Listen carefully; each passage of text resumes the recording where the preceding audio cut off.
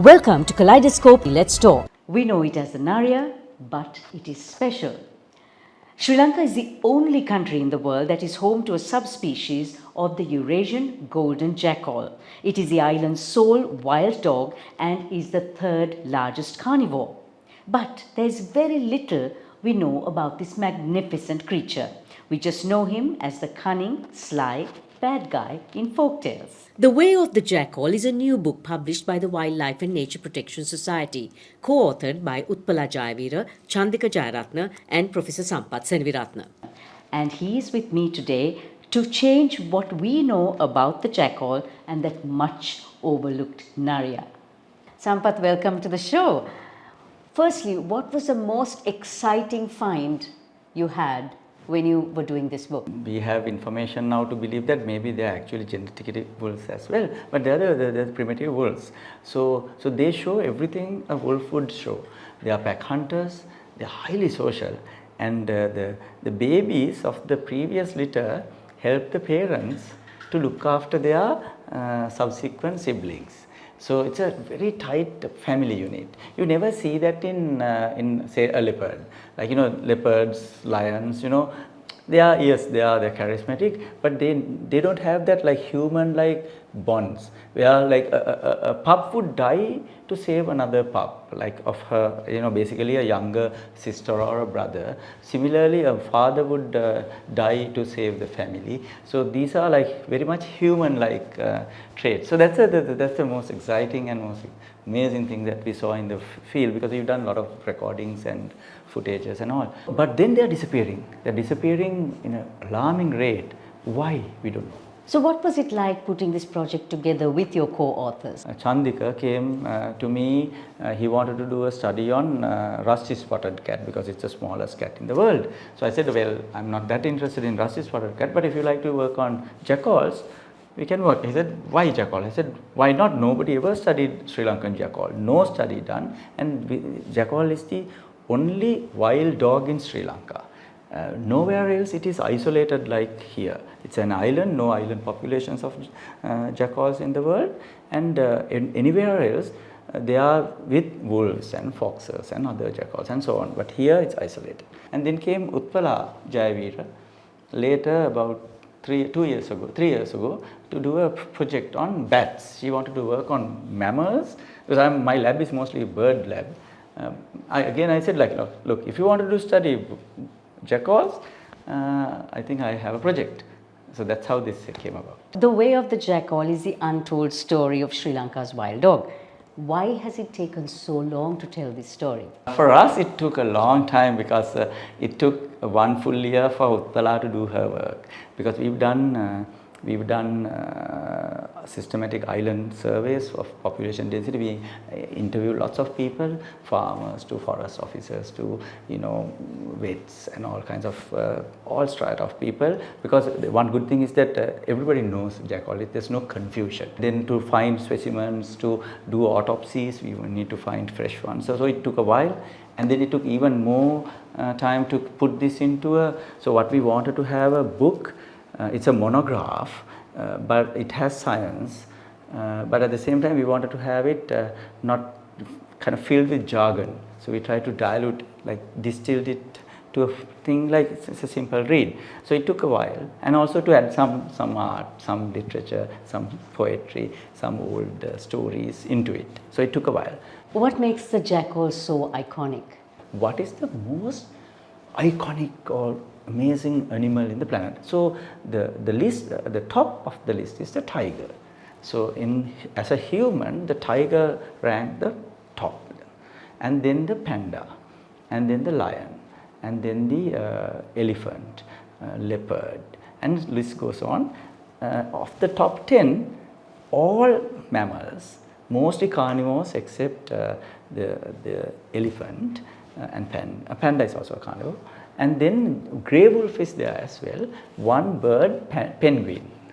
Penguin is the only bird, no reptiles, no frogs, no bees, nothing, because people find they are attractive and charismatic. Grey wolf has its closest relatives, which are the jackals. So we have a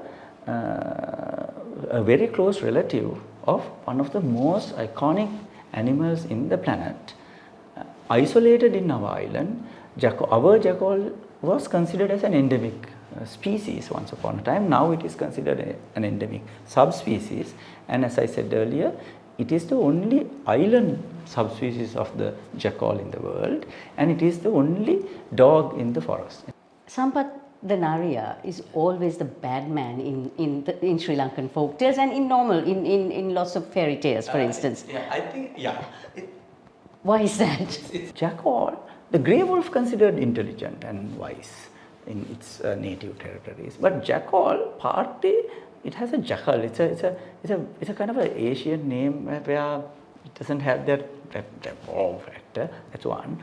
B, for some reason, most of the bad PR that the fox got in Europe, for some reason transferred into jackal, because we don't have foxes. So all that bad PR, the cunning, the artful, the brainy but messy, this slimy, not loyal, all these negative attributes were kind of attributed to this one animal, but it's basically your dog at home. It's just a kind of a misnomer. And then, like the Kumartunga Munidasa's Magul Kama, or the Narivana stage play, and then all the stories about the foxes. It's all kind of it's kind of the symbol of cunning. So what role can the jackal play in Sri Lanka's wildlife tourism?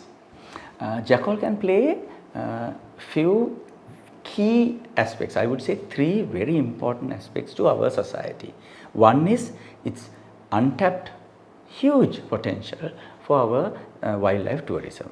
It is one of the missing links of our agricultural system, where now the peacock becoming a menace, and I think that is because of this removal of jackal from the system destabilizes it. Number three is that it's a messenger. Jackal is a messenger of something coming in our environment, because it eats like us when it's disappearing very fast. So for tourism, as I said, its big brother, wolf, it's worth in tourism industry in US $171,000 US, $171,000 US.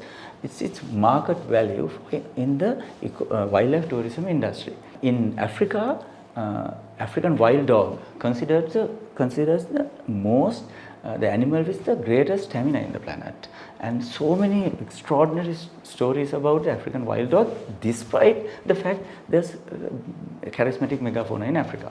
There's so many of them, and still the wild dog is kind of there. And then in Australia, the dingo, which is introduced a dog to Australia, but in Sri Lanka we have only one species of dog, and it's the third largest carnivore.